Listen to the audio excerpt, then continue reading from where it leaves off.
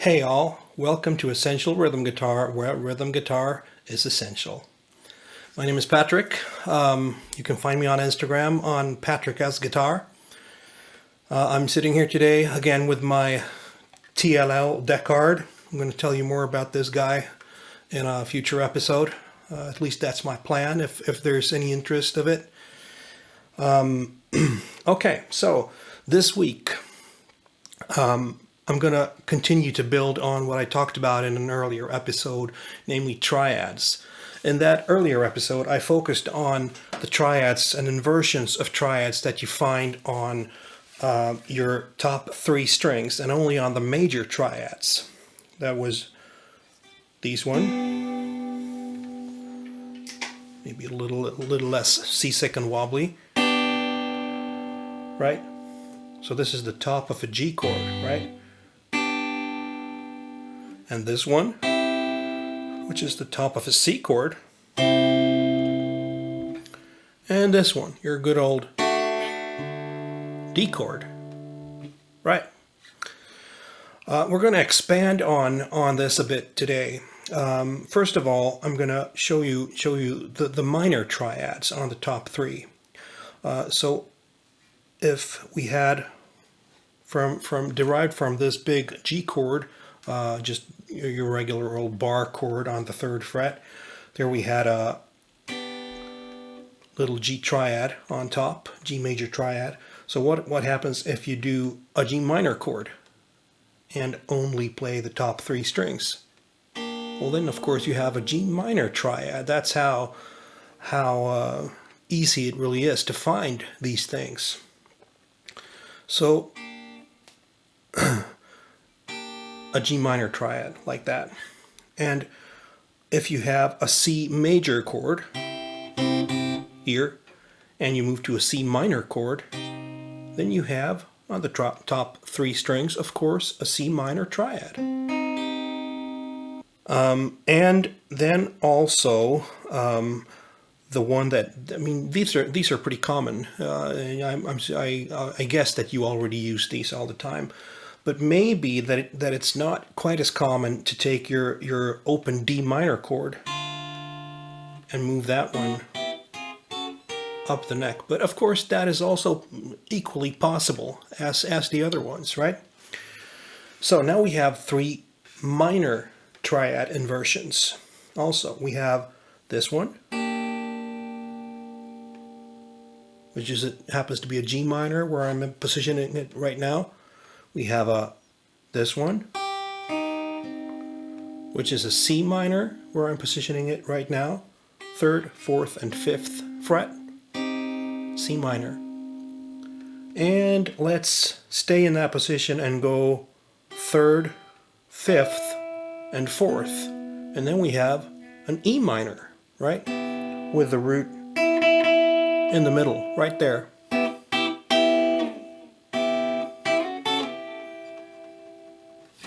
Okay, so I think we should expand even a little bit further on this. So if we revert back to the big bar chords. So if we took the top three, we saw what happened then. What if we take the next three, that is the 2nd, 3rd, and 4th string? You're going to find that here you also have triads that work equally easy and equally well, right? So you have a G major triad, for instance, if you play 5th, 4th, and 3rd fret on the D, G, and B string.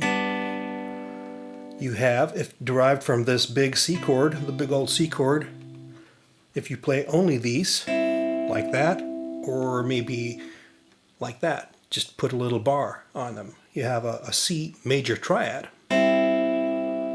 right?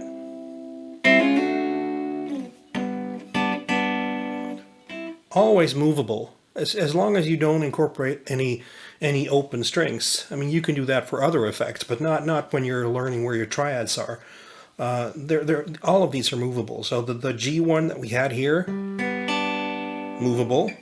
A, C, D, right?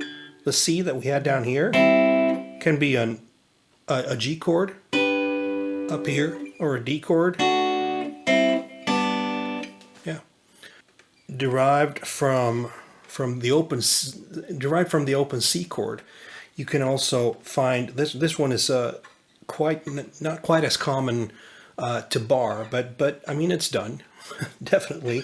So if we move that one up to where the bar is on the 7th fret, and you hold a C chord with your 2nd, 3rd, and 4th finger, then you're actually not holding. You're holding a C shape, but you're holding a G chord, right?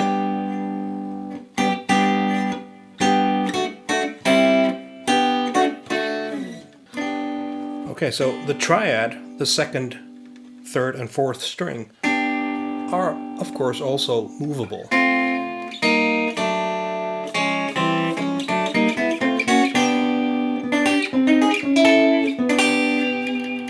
Okay, we did that with minor triads on the 1st to 3rd string, also doable on the 2nd to 4th string. So what have you there? Well, you can take your A minor chord, if you don't play any loose strings, movable. Now, for instance, I'm at an E minor triad. The root is in the middle on the G string, right?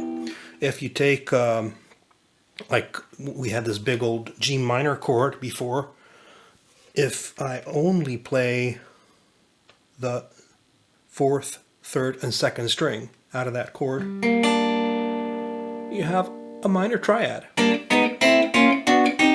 that is movable, right? The tricky part here, I guess, is to realize where, on which position in the triad that you will actually find the root, because that is what makes it possible for you to find it across the neck, right? Okay, so now we have a bunch of tools right now to our disposal, right? So we have the major triads. I'm gonna stick to the key of G. That worked out really well for me, at least last time. So I'm gonna stick to the key of G. We have this inversion where the root is on top. We have this inversion, C chord, where the root is on the bottom.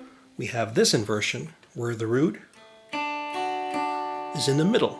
Okay, so those are your major triads on the 1st to 3rd string. Okay, so we're going to stick to the key of G. So what can we find? We'll take, like, for instance, an E minor chord. We have this inversion where the root is on the bottom. We have this inversion where the root is at the top, the very top. And finally, we have this inversion. Your old open D minor chord moved up 2 frets, right? Where the root is in the middle. Okay, and then we'll move to the 2nd to 4th string.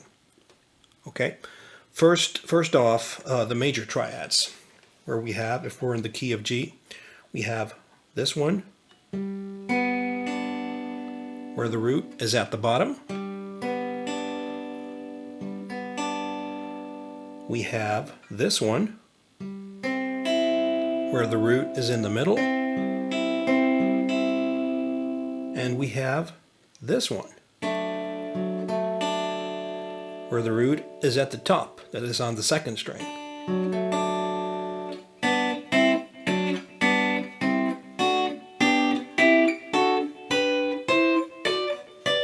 So that might be a good way to practice them, right? Just to go through, like, if you can hear it, I'm playing a sequence of G, C, and D chords, the major chords in the key of G, right? So I'm playing G, 1st inversion, C on the 5th fret, D on the 7th fret, same inversion as the C, new inversion of G, That's derived from the open C shape, right? And then we're back to the inversion that we originally had for the G chord down here. We have moved that one up to C. And we'll move it further on up to D. And then a G chord. And we can still keep moving. And go back down. Oops.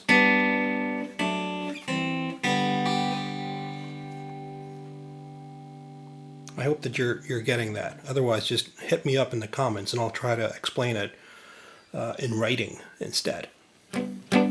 Okay. And the minor ones. Okay, so we're gonna. I'll do it in G minor just for the heck of it, if no less. So we'll have G minor, this inversion right here, where I have 5th fret, 3rd, and 3rd. We'll go to a C minor. Oh, by the way, on this one, on the G minor, the root is at the bottom on the D string. I'll go to a C minor, 5th, 5th, and 4th fret, and the root is in the middle on the G string. And the last minor inversion that you will find on the 2nd to 4th string is this one.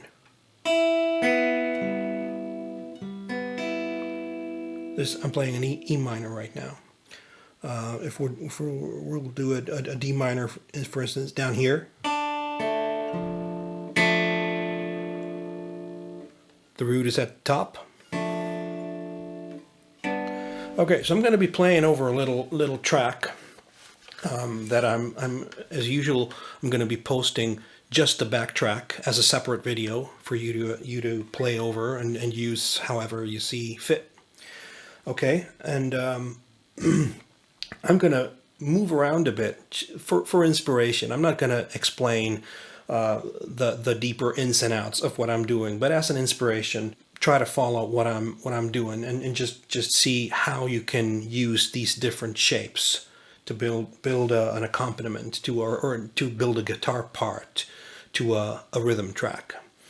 And I'm going to be doing them sort of arpeggiated today, where Okay, here we go.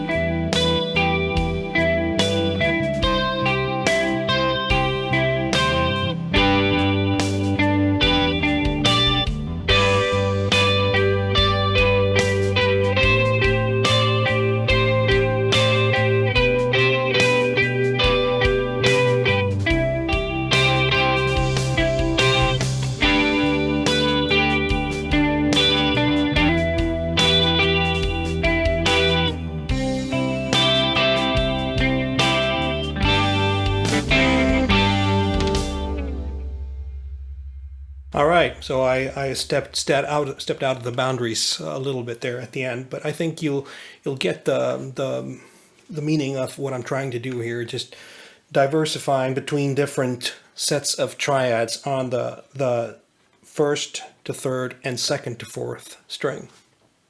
Okay, try it out for yourselves. Have a good one, and I'll see you back next week.